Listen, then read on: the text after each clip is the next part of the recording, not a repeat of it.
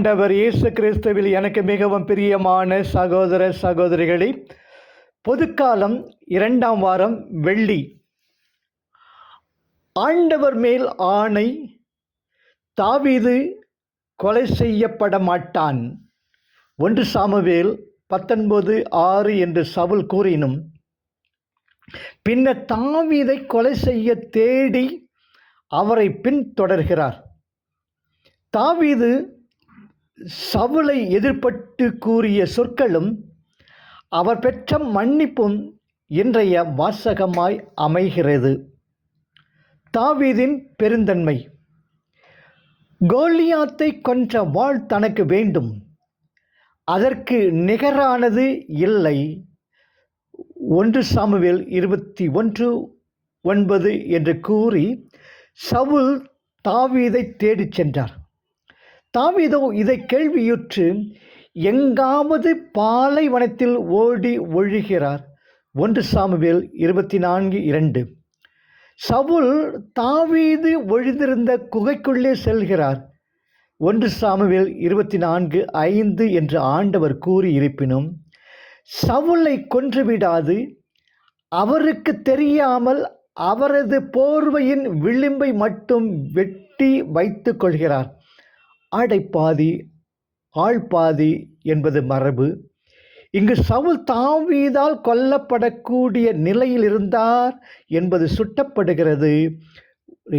Samuel 24:12. Saul ஆண்டவரால் அருள் பொழிவு செய்யப்பட்டவர் என்பதை நினைத்து தாவீது அவருக்கு யாதொரு தீங்கும் செய்யாது அமைகிறார். 1 சாமுவேல் 24:7. தலைவர்கள், பெரியோர், குருக்கள், ஆயர்கள் எல்லாரும் மனிதர்களே. மனிதர்கள் என்ற முறையில் குறையில்லாதவர் கிடையாது.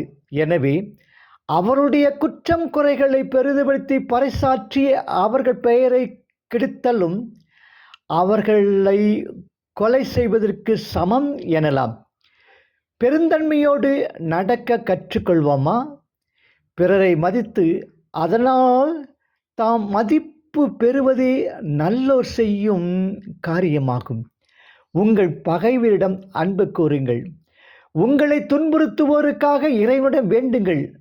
மத்தேயு 5:44 என்ற ஆண்டவர் படிப்பினை நம்மை வழிநடத்தட்டும். தாவீதின் இறைப்பற்றும் அவரது பிறர் பற்றும். இறையன்பும் பிறரன்பும் இணைந்து ஒரே கட்டளையாகின்றன. எனவே தான் உன் மீது அன்பு காட்டுவது போல் உன் அயலான் மீதும் அன்பு காட்டுவாயாக என்னும் இந்த ஒரே கட்டளையில் திருச்சட்டம் முழுவதும் நிறைவேறுகிறது. கலாத்தியர் 5:14 என்பார் பவுலடியார். மிக சிறியோராகி என் சகோதரர் சகோதரிகளுள் ஒருவருக்கு நீங்கள் செய்தது எல்லாம் எனக்கே செய்தீர்கள். மத்தேயு 25:40 என்ற ஆண்டவர் கூற்றும் இதையே வலியுறுத்துகிறது. ஆண்டவருக்காக, அவரால் அருள் பொழிவு செய்யப்பட்டவர் என்பதற்காக சவுல் மீது தாவீது கை வைக்க விரும்பவில்லை. 1 சாமுவேல் 24:7-11. இது மட்டுமன்று, சவுலது போர்வையின் விளிம்பை அறுத்தது சவுலை கொல்ல நினைத்ததற்கு சமமாகும் என்பதை உணர்ந்து தாவீதும் மிகவும் வருந்தினார். 1 சாமுவேல் 24:6 என்பது மேலும் அவருடைய உயர்ந்த தன்மையை கூட்டுகிறது. 2 சாமுவேல் 24:10. பிறருக்கு எதிராக நாம் செய்யும் குற்றங்கள் இறைவனுக்கு எதிராகவே செய்யப்பட்டவை என்பதை உணர்ந்து அவற்றிற்காக மனம் வருந்துகிறோமா? பிறருக்கு நன்மை செய்யாவிட்டாலும் அவர்களுக்கு யாதொரு தீங்கும் இழைக்காது வாழ கற்றுக்கொள்வோமா? தீயோனிடமிருந்து தீமை பிறக்கும். 1 சாமுவேல் 24:10 என்பதற்கு நாம் எடுத்துக்காட்டாய் இல்லாதிருப்போம்.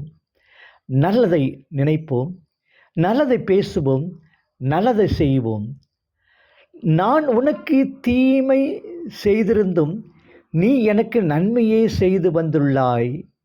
2 சாமுவேல் 18, 19 என்று பிறர் பார்த்து கூறும் வண்ணம் நம் வாழ்வை அமைத்து கொள்வோம். இன்னா செய்தாரை ஒருத்தர் அவர் நாண நன்னயம் செய்துவிடல் என்பார் திருவள்ளுவர். அவருடைய குறள் 314. நற்செய்தி மார்க்கு இயல் 3 இறைவாக்கியங்கள் 13 முதல் 19 முடிய. இயேசு பொதுமக்களுக்கு போதித்தார். தம் தோழர்களாயும் தொண்டர்களாயும் தெரிந்து கொண்ட சிலருக்கு தனிப்பட்ட முறையில் பயிற்சி அளிக்கிறார். இதையே இன்றைய வாசகம் குறிப்பிடுகிறது. இயேசுவின் சீடர் யார்? இயேசுவின் சீடர் என்பவர் இயேசுவோடு இருப்பவர். மார்க்கு 2:19, 3:17, 5:18, 8:10. இயேசுவின் அதிகாரத்தோடு அனுப்பப்பட்டு அவருடைய மீட்பு பணியில் பங்கெடுப்பர். மார்க்கு 6:30, மத்தேயு 10:40. இறை தந்தையோடு ஒன்றித்திருந்த அன்பு தூதர் இயேசு தம் சீடரும் தம்மோடு இணைந்திருந்து தூதுரை பணியை ஆற்ற வேண்டுமென விரும்புகிறார். மார்க்குவை போல யோவானும் சீடர் என்ற சொல்லுக்கு இதே பொருளையே தருகின்றார். யோவான் 6:34, 5:7, 20, 21. எனவே சீடர் என்பவர் இயேசுவால் அழைக்கப்பட்டு அவரோடு இணைந்து வாழ்ந்து அவரால் அனுப்பப்படுவர். யோவான் தரும் ஓமையான திராட்சை செடியும் கிளையும் 15:1-8 இந்த உறவை நமக்கு படம் பிடித்து காட்டுகிறது. தாயினும் நல்ல தயாளுவை தின்ன உண்ணி தீயின் மெழுகு ஒத்து உருகும் சிந்தை வர காண்பேனோ என்று தாயுமானவர் போல் வேண்டுவோமா? பன்னிருவர் என்னும் சொல் மார்க்கு நற்செய்தியில் 9 முறை வருகிறது. இவர்கள் இஸ்ராயலின் நடுவர்களாய் இருக்க அழைக்கப்பட்டவர்கள். மத்தேயு 19:28. தொடக்கத்தில் சீடர்களாய் அழைக்கப்பட்ட இவர்கள் பின்னர் திருத்தூதர்களாக அனுப்பப்படுகின்றனர். மார்க்கு 6:7-13. இயேசுவின் சீடர் ஆகவும் மறைத்தூதராகவும் எத்தனையோ பேர் இருக்கலாம்.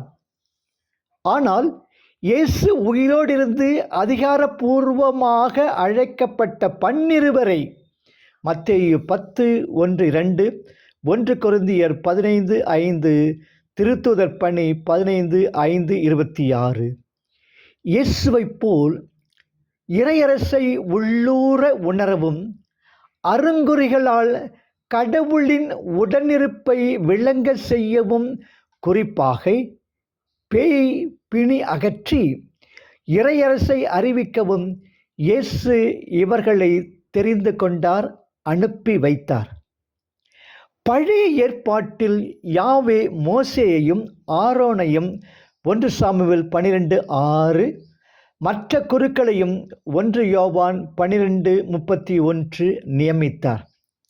இதேபோல் புதிய உடன்படிக்கையில் ஆண்டவரும் மெஸ்ஸியாவுமான இயேசு திருத்தூதர் பணி 2:36, 1:17 தம் பணியை தொடர்ந்து ஆற்ற புதிய இஸ்ரேலின் 12 தேர்ந்து கொள்ளுகிறார்.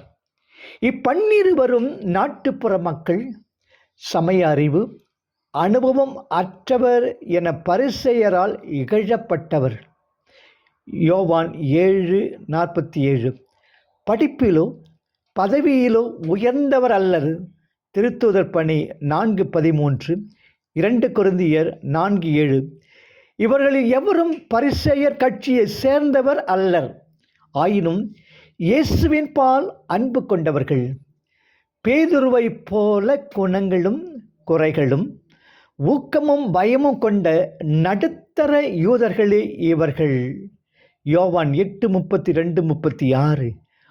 நாயேன் பல நாளும் நினைப்பின்றி மனத்து உன்னை பேயாய் திரிந்து எய்தேன், பெறலாக அருள் பெற்றேனே என்று நாமும் நமது அழைப்பை எண்ணி சுந்தரர் போல் பாடலாம்.